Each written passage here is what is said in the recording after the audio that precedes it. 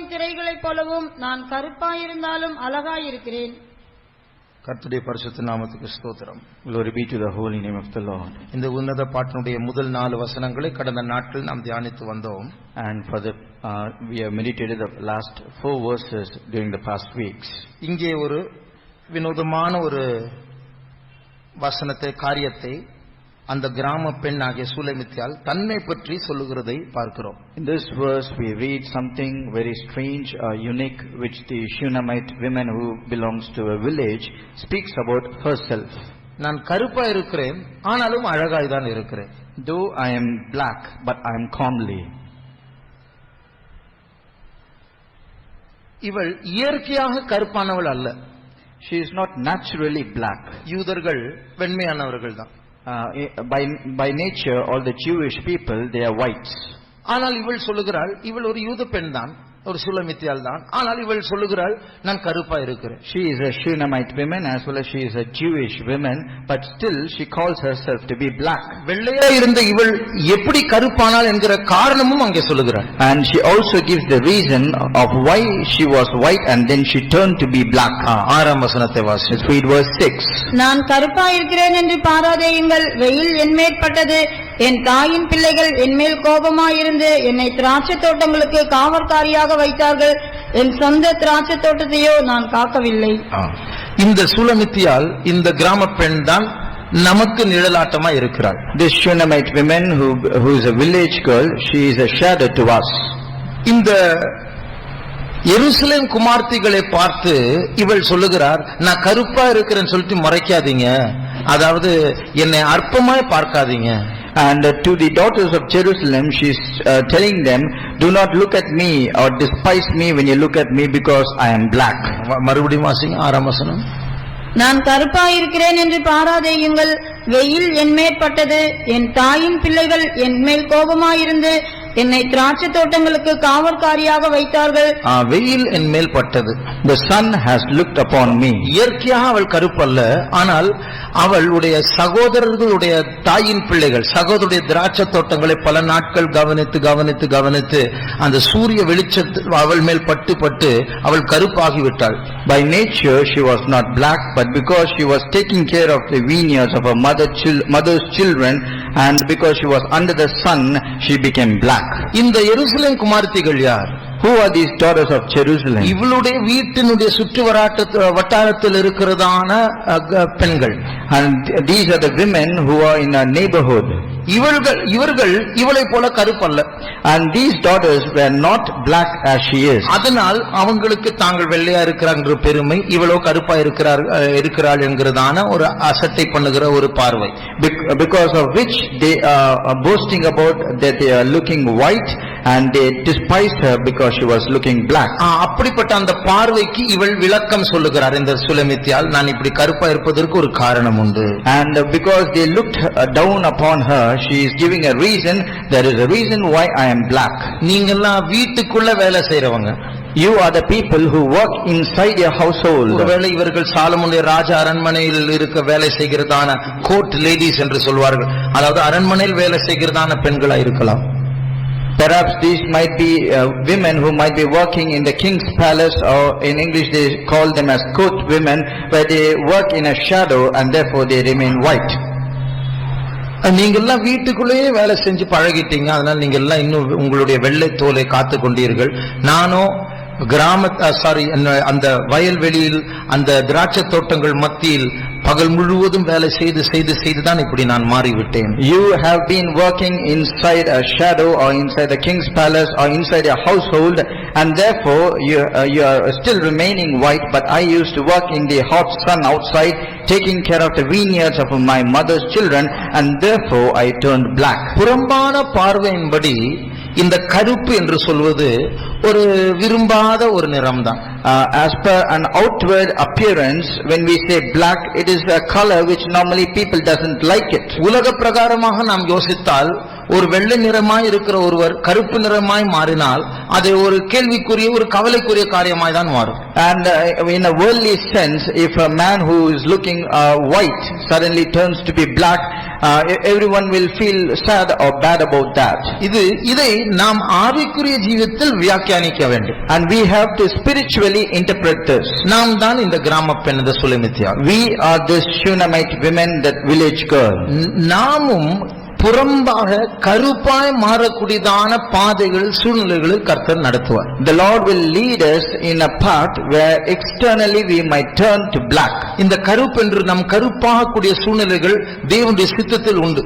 And for us to turn black is also a part of the will of God. அப்ப புறம்பான தோற்றத்தின்படி நம்முடைய அழகை இழக்கக்கூடியதான சூழ்நிலைகள் வரலாம்.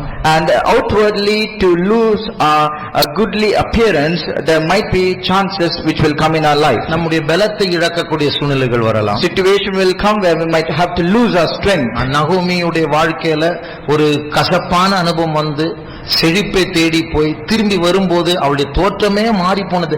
நீ நகோமியா என்று ஊரில் இருக்கிற ஜனங்கள்லாம் கேள்வி கேட்கக்கூடிய விதத்தில் அவளுடைய தோற்றம் மாறினது. In the life of Naomi, in order to look for prosperity, she left her homeland, went to a far off place, but when she returned back, she was filled with bitterness, where people surprisingly asked her, are you Naomi?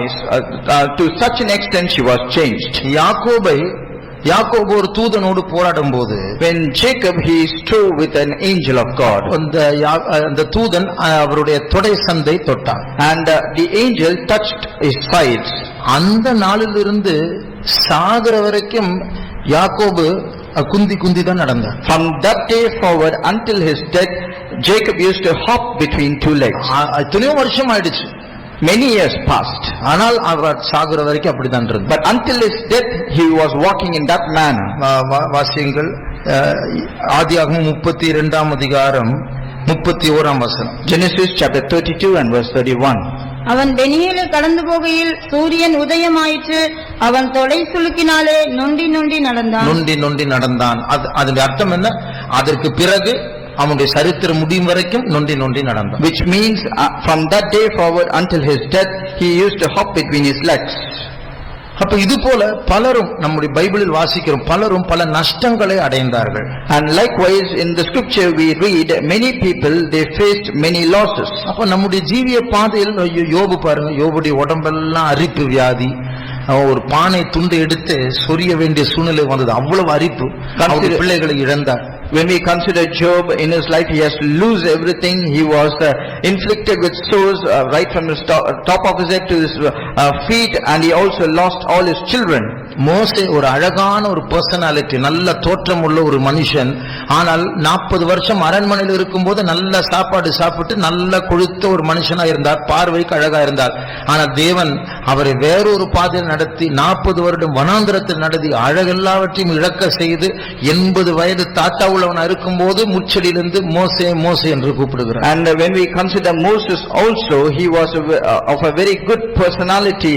He was in the Pharaoh's palace. He had all the sumptuous food to eat every time, and that continued for 40 long years. But God pulled him out from that place and he took him to the wilderness for another 40 years.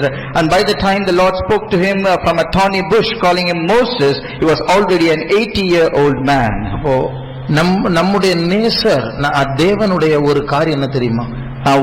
There is one thing which is peculiar about our beloved. அவர் ஒரு விதத்துல நம்மேல் பொசசிவாக அவருக்கு மட்டும்தான் நாம் என்று அவர் உரிமை பாராட்டுகிறார். In one sense he is very possessive about us, saying that we belong to him alone. குறிப்பாக உலக ஜனங்கள் நம்மை பாராட்ட கூடாது, அந்த உலகம் நமக்கு சிநேகிதனாய் மாறக்கூடாது, அந்த உலகம் நம்முடைய இரண்டாவது புருஷனாய் மாறக்கூடாது என்பதற்கு அவர் ரொம்ப பர்டிகுலரா இருப்பார். In particular he is very much cautious that we should not be appreciated by this world, and we should not be pulled by this world, attracted by this world, or this world should not become our second husband to us. இரண்டு காரியம், அவர் நாம் உலகத்திற்கு கருப்பாய் மாற வேண்டும் என்று அவர் சில பாதைகளை நடத்துவார், நாம் நம்மை கருப்பாய் மாற்ற வேண்டும் என்று சில காரியங்களை நம்மிடத்தில் சொல்லுவார். And two things: firstly, for us to appear black to this world, he will lead us in a different kinds of path,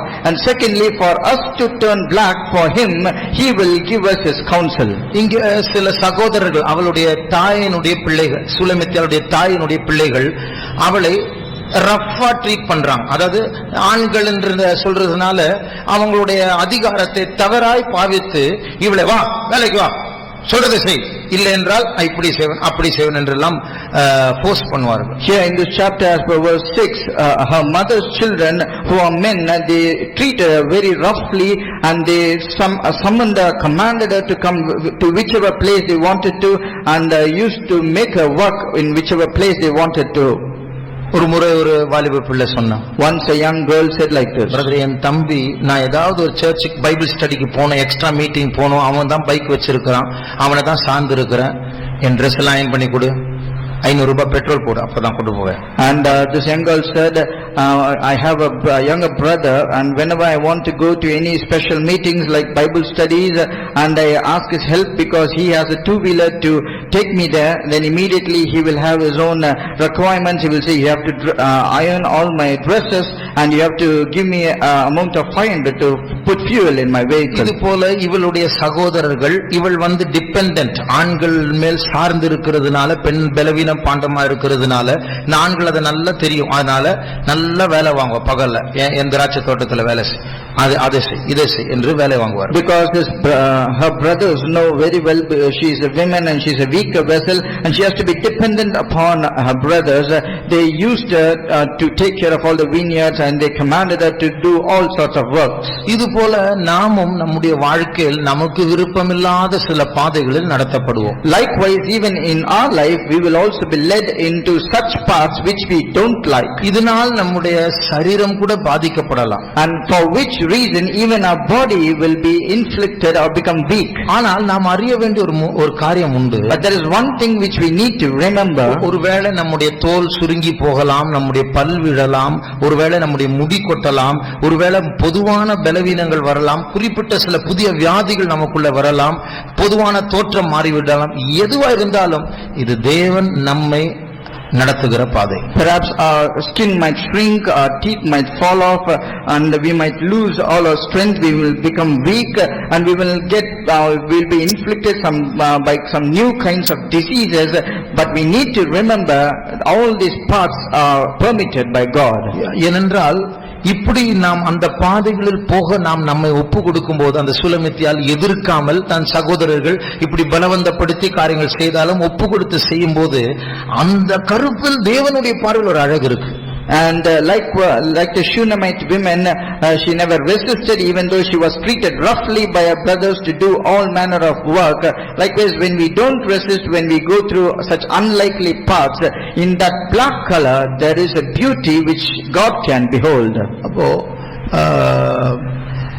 இது தேவன் ரசிக்க கூடியதான ஒரு அழகு. And this is a beauty which will attract God. அப்போ இதை நாம் அனுமதிக்க வேண்டும் நம்முடைய வாழ்க்கையில். And such things we need to permit in our life. அப்படி ஆண்டவருக்காக அப்படிப்பட்டதான பாதைகளை அனுமதிக்கும் போது அதில் ஒரு அழகு இருக்கு. அது அந்த அழகில் உலகம் ரசிக்காது. அது வெளி தோற்றம் தான் பிடிக்கும், அது மாயை தான் பின்பற்றும். ஆனால் தேவன் அதை ரசிப்பார். And in such a path and such a beauty which is that black color, the world will not be attracted towards it, rather it will despise you, but the Lord will enjoy that beauty. அங்க கேதுருவின் கூடாரங்களை போல சாலமனுடைய curtains என திரைகளை போல, அதனுடைய அர்த்தம் அந்த திரைகள் எல்லாம் கருப்பா இருக்கு. கேதாரனுடைய கூடாரங்கள் கருப்பா இருக்கு, அவளும் அதே போல கருப்பா இருக்கிறாள். She compares the black color to the tents of Kedar and the curtains of Solomon, because all these were black and she was also similarly black. அதாவது நம்ம எவ்வளவு கருப்பா இருந்தாலும் கொஞ்ச நாள் வீட்டுக்குள்ள இருந்தா பழைய நிறம் வரும். ஆனால் இவள் அப்படி அல்ல, இனி நிறம் மாறாது. அப்படிப்பட்ட ஒரு பெர்மனன்ட் பிளாக்னஸ் வந்து விட்டு அப்படி இல்லை. No matter how black we are, if we stay indoors for a particular period of time, we might regain our original color, but for her it was irreversible. She has become so black it cannot be turned off. இரண்டாவது, தேவன் நம்மிடத்தில் இந்த உலகம் நம்மை பார்க்காதபடிக்கு சில பிரதிஷ்டைக்குள் நம்மை நடத்துவார். Secondly, the Lord will lead us into certain consecration that this world might not look at us. அப்போ உலகத்திற்கு சில ஸ்டாண்டர்ட் இருக்கு. இப்படிதான் உடுத்தணும், இப்படிதான் ஹேர் ஸ்டைல் போடணும், இப்படிதான் நகை போடணும், இப்படிதான் இருக்கணும். இதுக்கு மாறாய் போனா அவர்கள் நம்மை அந்த எருசலேமின் குமார்த்திகளை போல நம்மை அசட்டை பண்ணுவார்கள். The world has a certain standard that you have to dress like this, you have to have a hairstyle like this, and you have to do certain things according to the worldly standard. When you fall short of that standard, the world will look at you or despise you like the daughters of Jerusalem, they looked at the Shunammite women. ஆனால் கர்த்தர் அதெல்லாம் சொல்லுவார், நாம் மட்டும்தான் உன்னுடைய அழகில் பிரியமா இருக்க வேண்டும், உலகத்திற்கு உன்னை நீ காட்டக்கூடாது. But the Lord will speak to you or tell you that I alone should be pleased with your beauty and you should not expose you to this world. Solomon இவளை ரசிக்க வேண்டும் என்றால் இவள் வெண்மையா இருந்தா இன்னும் சாதகமான காரியம்தான். ஆனால் இவளுக்கு சாலமனுடைய கண்களை பற்றி இவளுக்கு கவலை இல்லை. என் நேசர் அந்த மெய்ப்பன் என்னில் பிரியமா இருந்தால் போதும். If Solomon has to behold and be pleased with the beauty of this Shunammite women, if she is white in color, it is going to be an additional plus point for her, but she is not interested with the eyes of Solomon, but rather she is interested with her beloved, who is the shepherd who is found in the field. உலகத்தினுடைய standard, உலகத்தினுடைய மேன்மை, உலகத்தினுடைய அலங்காரம் அது நம்முடையது அல்ல. And the worldly standard, the worldly honor, the worldly adornment is not our standard. அதாவது நாம் புரிந்து கொள்ள வேண்டியதான முக்கியமான காரியம் இதுதான். And this is the very important thing which we need to understand. உலகமும் தேவனும் ஒரே நேரத்தில் நம்மை பாராட்ட முடியாது.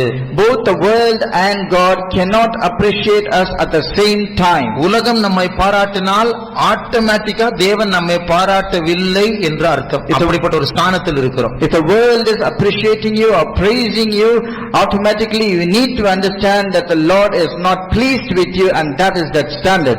உலகத்தை தேவன் நம்மை ஏற்றுக்கொண்டு பாராட்டுவார் என்றால் உலகம் கண்டிப்பா நம்மை ரிஜெக்ட் பண்ணும். If the Lord will accept us and he will appreciate us, immediately you can very easily understand that the world will reject you.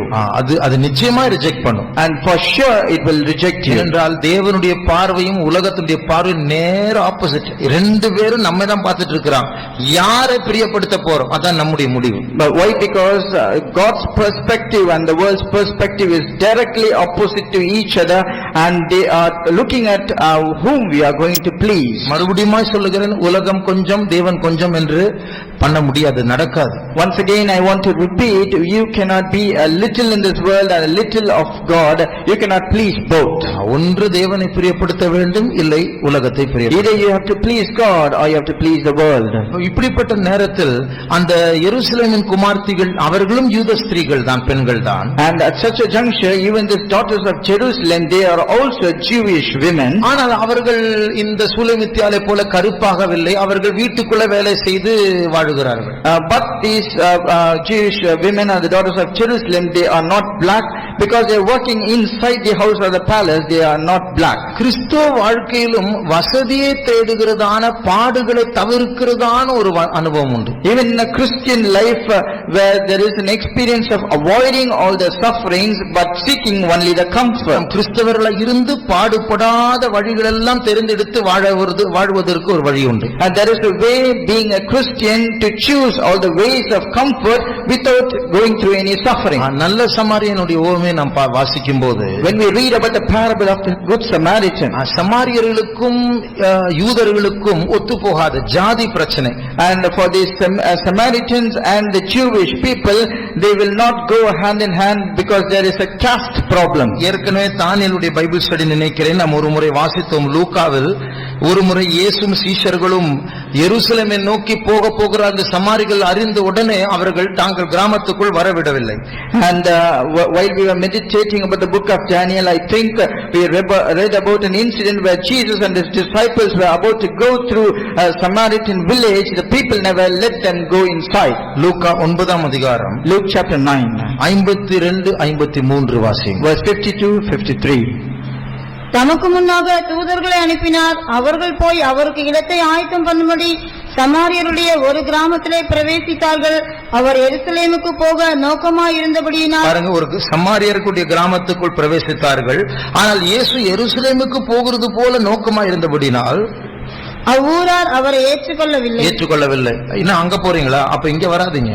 The people of the village of Samaritans, because Jesus was about to go to Jerusalem, they never accepted him nor received him, saying, "Don't come here." அப்போ எருசலேம் யூதர்களும் சமாரியர்களும் எதிரிகள். Which means the Jews of Jerusalem and the Samaritans, they are enemies. இந்த சமாரியர்கள் என்று சொல்லும்போது பாதி யூதர்கள் பாதி அசீரியர்கள். When we say Samaritans, they are half Jewish and half Assyrian. British ஆட்கள் இங்க இந்தியாவில் இருக்கும்போது ஆங்கிலோ இந்தியன்ஸ் என்கிறதான வம்சம் பிறந்தார்கள். When the Britishers were in India, there came people called Anglo Indians. அதுபோலதான் அசீரியர்கள் இஸ்ரவேல் ஜனங்களை மேற்கொண்ட போது அவர்களிடத்திலிருந்து ஒரு வம்சம் பிறந்தது, அவர்கள் தான் சமாரியர்கள். And likewise, when the Assyrians, they mingled with Israelites and they overcome them, there came another tribe and they are called the Samaritans. இந்த முழு யூதர்களுக்கு ஜாதி பெருமை, அதனால்தான் நம்ம எல்லாம் புறஜாதியார் என்று அழைப்பார்கள். And this full Jewish people, they have a pride about their tribe, and therefore they call other tribes as heathen people. அதனால்தான் இவர் இந்த சமாரியர்களோடு அவர்கள் சம்பந்தம் வைக்க மாட்டார்கள். It is therefore they will not mingle themselves with the Samaritans. இப்படிப்பட்ட ஒரு சூழ்நிலையில் தான் ஒரு வேதபாரகர், ஒரு லாயர், இங்கிலீஷ்ல தமிழ் என்ன வார்த்தைன்னு தெரியல, அவர் ஆண்டவர்கிட்ட என்னுடைய அயலகான் யார் என்று கேட்கிறார். And at such a situation where a lawyer, as per English translation, he is asking Jesus, who is my neighbor? வாசிங்கள் 10 லூக்கா 10ஆம் அதிகாரம் 25ஆம் வசனம். Luke chapter 10 verse 25. அப்பொழுது நியாயசாஸ்திரி ஒருவன் எழுந்திருந்து, நியாயசாஸ்திரி என்று சொன்னால் இந்த பழைய ஏற்பாட்டு பிரமாணத்தை நன்றாய் அறிந்தவன். And when we say a lawyer, he knows very well the Old Testament, the old commandments. ஆண்டவர் இடத்தை கேட்கிறார், நித்திய ஜீவன் அடையும்படி நான் என்ன செய்யணும்? And to Lord he is asking, Master, what shall I do to inherit the kingdom of heaven? முதல் முக்கியமான 2 கற்பனைகள் என்று ஆண்டவர் சொல்லி விளக்கமாய் சொன்னார். The Lord said you have to follow the first 2 commandments. என்னுடைய பிறனை என்னை போல் நேசிக்க வேண்டும் சொன்னீங்களே, அந்த பிறன் யார் என்று இந்த நியாயசாஸ்திரி கேட்கிறார். The Lord says you have to love thy neighbor as thyself. Immediately the Lord is asking, who is that neighbor? அப்பொழுதுதான் இந்த உவமையை இயேசு சொல்லுகிறார். And it is then the Lord narrates this parable. அந்த அர்த்தம், இதுல மறைமுகமான அர்த்தம், நீ முழு யூதன். In a hidden sense, you are a full Jew. ஆண்டவர் விளக்கமாய் சொல்லுகிறார், நீ ஒரு முழு யூதன். The Lord is giving a definition for that. You are a full Jewish man. பக்கத்து ஊர்ல பாதி யூதன் ஒருத்தன் இருக்கிறான் பாரு, அசீரியன் யூதன் பாதி இருக்கிறான். And but in your neighborhood or the nearby village, there is a half Jewish man or the Assyrian. அவனை நேசிப்பியா? Will you love him? அப்போ அந்த ஊரிலிருந்து ஒரு முறை உங்க ஊர்லிருந்து ஒருத்தர் எருசலேமிலிருந்து எருக்கேவுக்கு போயிட்டு இருந்தான். அவனுக்கு உதவி செய்யும்படியாக ஒரு நல்ல சமாரியன் வந்து இந்த பாதி யூதன் வந்து ஹெல்ப் பண்ணுகிறான். And once a man from your village or your place who is a full Jewish man was going to Jericho, and a good Samaritan from that Assyrian Jewish mixed people, he came and helped you.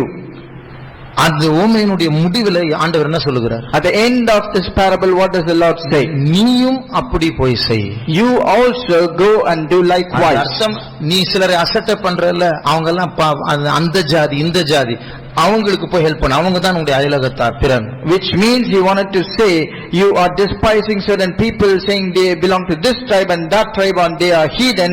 You have to go and help them. ஆனால் இதில் நாம் கவனிக்க வேண்டிய ஒரு காரியம், there is one thing which we need to pay attention. இங்க 2 பேர் அந்த குற்றுராய் கிடந்ததான மனுஷன், அதாவது ரத்தத்துல வனாந்தரத்துல அந்த உஷ்ணத்துல திருடர்களால் அடிபட்டு அவர்கள் அங்கே கிடக்கிறான். 2 பேர் அவரை பாஸ் பண்ணி பார்த்து விட்டு போகிறார்கள். And when that man who was traveling from Jerusalem to Jericho was robbed and hurt by the thieves and was lying half dead on the way, 2 people saw him and they just passed away. இவர்கள் சாதாரண நாட்கள், ஆண்டவர் வெறுமையா 2 பேர் போனாங்க, அவங்க அப்படி பார்த்துட்டு போயிட்டே இருந்தாங்க சொல்லல.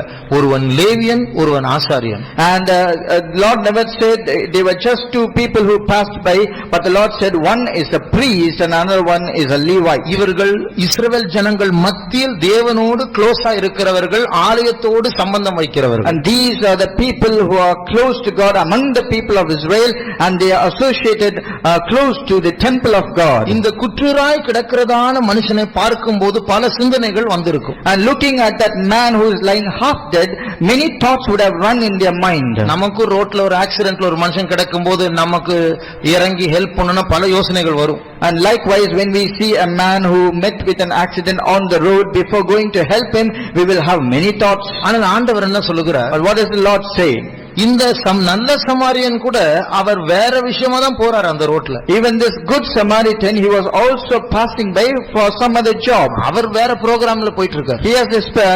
He has his own program. ஆனா இந்த குற்றராய் கண்ட மனுஷனை கண்டபோது, but when he saw that man who is half dead, இந்த இயேசுவை கண்ட சமாரியர்கள் இயேசு எருசலேமுடைய அப்படி முகத்தை எருசலேமை பார்த்து வைக்கிறார் சொன்ன உடனே சமாரியர்கள் நீங்க இங்க வராதீங்க போங்க என்று துரத்தி விட்டார்கள். And the Samaritans who saw Jesus when his face is towards Jerusalem, they immediately did not receive him and said, do not come to our place. ஆனால் இந்த சமாரியன் இவன் ஒரு யூதன் எருசலேமிலிருந்து எரிக்கோவுக்கு போகிற ஒரு மனுஷன் அறிந்தபோது ஐயோ இவனுக்கு நான் ஏன் ஹெல்ப் பண்ணும், எங்களை வெறுக்கிறாங்க நாங்களும் வெறுக்கிறோம், அவன் தலையெழுத்து என்று சொல்லி போயிருக்கலாம். This Samaritan who came from the land of Samaria, knowing that the man who is lying down is a full Jewish man, thinking in his mind that this is our enemy because they don't help us, why should I help? And he could have just passed by. ஆனால் என்ன செய்தான்? But what did he do? அவன் போகிறதான் அந்த புரோகிராமை cut பண்ணி அதை நிறுத்தி அவருடைய புரோகிராமை மாற்றி இந்த மனுஷனை தன்னுடைய கழுதையின் மேல் ஏற்றி சத்திரத்திற்கு கொண்டு போய் எவ்வளவு டைம் மாறினது. ஆனால் அது that's called going out of the way. அது தேவையில்லாத பாடு, இதை மனப்பூர்வமா ஏற்றுக்கொள்கிறார். But he halted his program, he broke his program, he changed his program, took this man who is lying half dead upon his own beast and took to an inn to be taken care of, and he went out of his way in order to help this man. அப்போ இந்த நல்ல சமாரியனை போல சில நேரங்களில் நாமும் நமக்கு ஒரு time table இருக்கு, சாப்பிடுற டைம் இருக்கு, வேலை செய்கிற டைம் இருக்கு, ஊழியம் பண்ற டைம் இருக்கு. இதை தாண்டி போன உடனே நம்ம சில டிஸ்டர்ப் ஆயிடும். நானும் disturb ஆயிருக்கிறேன். We have our own specific program or a timetable. We have a time for eating or dining. We have a separate time for ministry and everything else. And if that particular time period crosses by, immediately we get disturbed. Even I have got disturbed. Pastor Manasseh அவர்களும் அவருடைய ஜீவிதத்தில் ஒரு சாட்சி. There is one testimony in the life of Pastor Manasseh. 1 மணி 2 மணிக்கெல்லாம் visitors வருவாங்க அவரை பார்க்க, night ராத்திரி. அப்பதான் பிடிக்க முடியும் தெரியும். And to visit Pastor Manasseh, people will come to meet him past midnight, somewhere around 1 o'clock or 2 o'clock, because they know that is the only time where we can see him. காலையில 5 மணிக்குள்ள door தட்டுவாங்க. Even early morning at 5 o'clock people will come and knock his door. அவர் என்ன கூப்பிடுவார் சில வேலைகளை செய்வதற்கு. Sometimes he will call me to help him out in some of his chores. அப்ப நான் மேல வெயிட் பண்றேன்னு அப்படினு சொல்லிட்டு போவேன். 10 மணிக்கு வர சொல்வாரு, அவர் மேல வரது 1:30 மணிக்கு night. And he will ask me to wait in my room upstairs, and he will say I will come and join with you at around 10 o'clock, but rather he will come somewhere after midnight, some 1 or 2 o'clock. இப்படி இவ்வளவு நேரம் வந்துட்டே இருக்கிறாங்களே என்ன பண்றேன்னு சொல்லி என்கிட்ட எப்படியும் ஒரு 100 முறை சொல்லியிருப்பார். And he will say at least 100 times, saying so much of people are coming to visit me. அவருக்கு பல தேவைகள், அட்மிஷன் விஷயம், அது போலீஸ்கார பிரச்சனை, குடும்ப பிரச்சனை, கவுன்சிலிங், இப்படி ஏதோ எங்கென்னெல்லாம் வருவாங்க. Because all the people who are coming to meet him have diverse kinds of problems. It might be an admission in the college or some police issues and some other family issues also. People will come from far off places. ஆனா அவருடைய ஒரு அழகான காரியம் என்ன தெரியுமா? ரூம்ல அவர் ஐயோ தேஜு என்ன இப்படி அப்படின்னு சொல்லுவாங்க. ஆனா அந்த ஆட்களை பார்க்க ஒரு நேரம் ஏன்பா இப்படி வந்து டிஸ்டர்ப் பண்றேன்னு கேட்கவே மாட்டான். வாங்க வாங்க உட்காருங்க, என்ன வேணும் அப்படின்னு. When he speaks to me, he will say so many people are coming by, but when he actually meets those people who are coming to see him with all these needs, he will receive them with hospitality and will inquire all their problems. இதனால் அவருடைய ஆரோக்கியம் அதிகமாய் பாதிக்கப்பட்டது. And because of which he lost much of his health. ஆனால் தேவன் அந்த கருப்பில் ஒரு அழகை கண்டார். But Lord saw a beauty in that black. அப்ப இது போலதான் நாமும் மற்றவருடைய திராட்சை தோட்டங்களை காக்கும். அவர் அந்த சுலமித்தில் சொல்லுகிறார், என் திராட்சை தோட்டத்தை நான் காக்கவில்லை. அதை வாசிங்க 6ஆம் வசனம். Let's read verse 6. என் சொந்த திராட்சை தோட்டத்தையோ நான் காக்கவில்லை. இது என்ன தெரியுமா? அவள் ஏதோ திராட்சை தோட்டம் வச்சிருந்தாள், அவளுடைய உடம்பு அது. And it is mentioned here she was unable to keep her own vineyard. That vineyard is nothing but her own body. என்னை நானே கவனிக்க முடியும். நான் ஒரு வாலிப பெண், நான் நல்லா இருக்கணும், எனக்கு ஒரு ஃபியூச்சர் இருக்கு. ஆனா என் சகோதரர்கள் என்னை ஃபோர்ஸ் பண்ணி வெயில்ல நிக்க வச்சாங்க, நான் கருப்பாயிட்டேன், என் திராட்சை தோட்டத்தை நான் காக்க முடியவில்லை. She is saying I'm a young girl, I have my own future and I have to take care of myself, and I'm unable to do that. My brothers, they wanted me to keep their vineyards, I have to do that, and because of which I have turned black. அப்போ அதை அவள் ஒரு முறுமுறுப்பாய் சொல்லவில்லை, ஒரு விஷயமாய் சொல்லுகிறார். அவ்வளவு. She is not saying that with a murmuring, but rather she is just giving a reason for turning to become black. இந்த மேய்ப்பனுக்கு இது ரொம்ப சந்தோஷம். And for this shepherd, on listening to this, he is very happy. நீ கருப்பா இருந்தா எனக்கு ரொம்ப பிடிக்கும், உன்னை யாரும் பார்க்க மாட்டான், நான் மட்டும் பார்ப்பேன். He says, though you are black, because you are black, because you are black, I like you, because nobody else will be interested in you. Only me. Only me. அப்போ அந்த ராஜா உன் அழகில் பிரியமா இருப்பார் என்கிறதான அந்த தோற்றம் நமக்கு கிடைக்க வேண்டும். And that beauty or an appearance where the king shall be pleased with our beauty, we need to receive it. நாம் நல்ல ஸ்ட்ராங்கா ஆரோக்கியமா ஜிம்முக்கு போய் நல்ல அழகா அப்படி இருந்தா நல்லா மேக்கப் பண்ணி அதுக்கேற்ற எல்லாம் மருந்தும் பேஸ்டும் என்னமெல்லாம் இருக்கு இந்த உலகத்துல. அப்ப அதெல்லாம் பண்ணிட்டா உலகம் நம்ம ரசிக்கும், அழகா இருக்கும். இந்த யாரோ சொன்னாங்க கேர்ள்ஸுக்கு இந்த ஹேர் ஸ்ட்ரைட்டனிங் அப்படி இருக்கும், ஒரு முறை அப்படி ஹேர் ஸ்ட்ரைட்டன் பண்ணா 10,000 ரூபாய். And if at all we want to keep ourselves healthy, to appear with a good personality, we might go to gymnasium, apply certain paste, take certain medicines. Even somebody said that there is a paste where girls may apply into their hair to straighten their hair, and that one time applying is around 10,000 rupees. When you do all such things, world will be very pleased with you. ஒரு வாலிப பிள்ளை ஒரு hair கட்டுக்கு ஒரு இடத்துக்கு போ, நம்ம CPM பிள்ளை தான். எங்க என்னன்னா ஒரு ஹேர் ட்ரெஸ்ஸிங் 2,500 rupees ஒரு முறை போனா 2,500 ரூபாய். அங்கதான் போ. One of a young girl who belongs to our own assembly, TPM, to TPM church, and she want to take a haircut, and she went to a particular shop where one haircut cost 2,500 rupees, but still she wants to go there. போனா அங்கதான். If I go, I will go there alone. Solomon ராஜாக்கு ரொம்ப பிடிக்கும், மேய்ப்பனுக்கு பிடிக்காது. King Solomon will be very happy, but the shepherd will not be happy. அப்போ நாம் யாரை பிரியப்படுத்த போகிறோம்?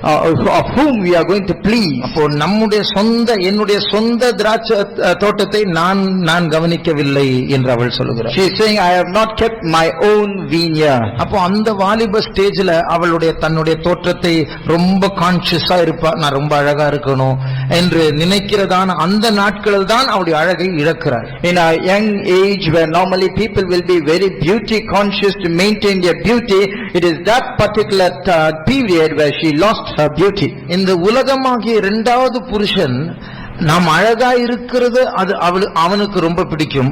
ஆனால் இயேசு நிமித்தம் நம்முடைய அழகை இழக்கிறோமே, அது தேவன் இயேசுவுக்கு அழகா இருக்கிறது. For this world which is a second husband, when we look very beautiful outwardly, it is going to please it, but rather when we lose our beauty for the sake of God, and that beauty God is well pleased. யாத்திராகமம் 26ஆம் வசனத்தை 26ஆம் அதிகாரத்திற்கு வேதத்தை திருப்பும் போது, when we turn our Bible to Exodus chapter 26, 26ஆம் அதிகாரம் 1ஆம் வசனத்தை வாசியுங்கள். Let's read Exodus 26 verse 1. மேலும் திரித்த மெல்லிய பஞ்சு நூலினாலும் இளநீல நூலினாலும் இரத்தாம்பர நூலினாலும் சிவப்பு நூலினாலும் நெய்யப்பட்ட 10 மூடு திரைகளால் வாசஸ்தலத்தை உண்டு பண்ணுவாயாக. அவைகளில் விசித்திர வேலையாய் கேருபீன்களை செய்ய கடவாய். இது இந்த ஸ்கிரீன், இந்த துணி எங்க இருக்கும் தெரியுமா? And do you know where this curtains will be found? மகா பரிசுத்த ஸ்தலம் இருக்குது இல்லையா, ஆசரிப்பு கூடாரத்துல, where we have the holy place and the most holy place in the tabernacle. நமக்கு இங்க ஒரு ரூஃப் தான் இருக்கு. We have just one roof here. நம்முடைய சில ஏழைகளுடைய வீட்ல ஒரு சின்ன ஒரு ஷீட் போட்டுருவோம், அவ்வளவுதான். And for the in the house of poor people, they will just have some asbestos sheet. ஆனால் இந்த பரிசுத்த ஸ்தலத்தையும் மகா பரிசுத்த ஸ்தலத்தை மூடும்படியாக 4 ஸ்கிரீன் இருந்தது, 4 ஷீட் இருந்தது. And to differentiate or separate the holy place and the most holy place in the holy tabernacle, there were 4 different curtains. 4 layers, 4 அடுக்கு. 4 layers of curtains. அதாவது கீழ அடியில பாத்தீங்கன்னா இப்ப வாசித்ததுதான். And when we look from below, what we read right now is there. அப்போ உள்ள இந்த ஆசரிப்பு கூடாரத்துக்கு உள்ள வந்து பரிசுத்த ஸ்தலத்துக்கு உள்ள போய் மேல பார்த்தால், சுற்றி பார்த்தால் இந்த ஸ்கிரீன் தான் தெரியும். மேல பார்த்தால் அதாவது கேருபீன்கள் உள்ளதான சித்திர வேலையான அழகான ஒரு 4 கலர் உள்ளதான ஒரு ஸ்கிரீன்.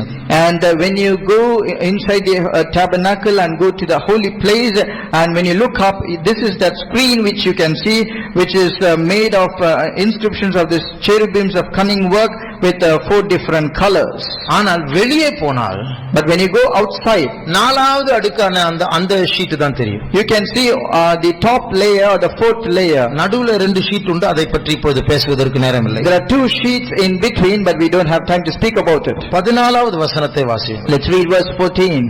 சிவப்பு தீர்த்த ஆட்டுக்கடா தோலினால் கூடாரத்திற்கு ஒரு மூடியையும் அதின்மேல் தகசு தோலால் ஒரு மூடியையும் உண்டு பண்ணுவாயாக. இதுதான் 3வது 4வது அடுக்கு. And this is the 3rd and the 4th layer. அப்போ எல்லாத்துக்கும் மேலதான் அந்த தகசு தோலால் செய்யப்பட்டதான அந்த மூடி. Above all is this particular curtain which has been made of ram skin. Not ram skin, badger skin. Sorry, badger skin. அந்த தகசு தோல் என்று சொல்லும்போது அது செருப்பு தைப்பதற்கெல்லாம் யூஸ் பண்ணுவார்கள். அது கருப்பு நிறம் உள்ளது. When we say badger skin, that is used to mend all the shoes and slippers, and that is normally black in color. எசேக்கியேல் 16:10 வாசிங்க. Let's read Ezekiel chapter 16:10.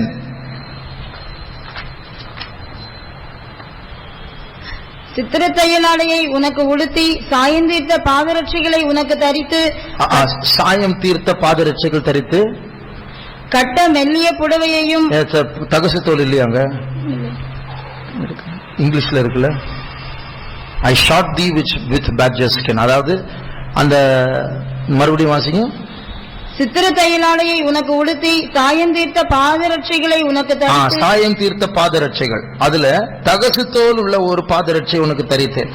அந்த தகசு தோல் என்று சொல்லும்போது அது ஷூ தைக்கும்படியாக யூஸ் பண்ணுகிற ஒரு தோல். When we say badger skin, it is used to manufacture shoes. அது கருப்பு நிறம் உள்ளது. It is black in color. அழகற்றது. And it is without beauty. இதுதான் மேல இருக்கும். And this is found on the upper layer. அந்த அர்த்தம் என்ன? What does that mean? வெளியிலிருந்து பார்த்தா கருப்பு, உள்ளே வந்து பார்த்தால் அழகு. நான் கருப்பா இருந்தாலும் அழகா இருக்கிறேன். From outside if you see, it is black and without beauty, but when you come inside, it is all beautiful. Therefore, though I am black, I am yet comely. இதுதான் தேவனுடைய மனது. And this is the mind of God. நம்முடைய மேய்ப்பன் விரும்புகிறது புறம்பாக நாம் கருப்பா இருக்க வேண்டும், வெளியில யாரும் நம்ம விரும்ப கூடாது.